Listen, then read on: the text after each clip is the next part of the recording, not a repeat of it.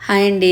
మాదైతే ఒక చిన్న టిఫిన్ సెంటరు. ఆ టిఫిన్ సెంటర్‌కి ఖచ్చితంగా పచ్చిమిర్చి అవసరం అవుతాయి కదా! ఇంక మా వారేంటంటే మార్కెట్‌కెళ్ళి ఒక 2, 3 డేస్‌కి సరిపడా పచ్చిమిర్చి అయితే తీసుకొస్తుంటారు.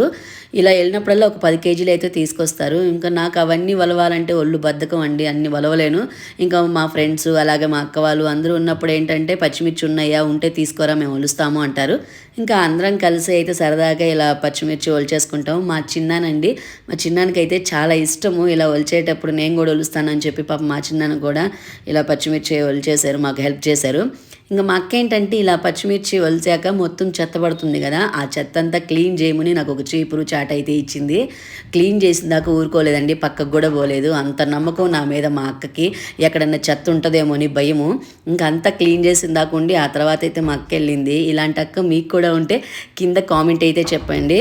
వీడియో నచ్చితే ప్లీజ్ సబ్స్క్రైబ్. పట్నంలో సిరి ముచ్చట్లకి.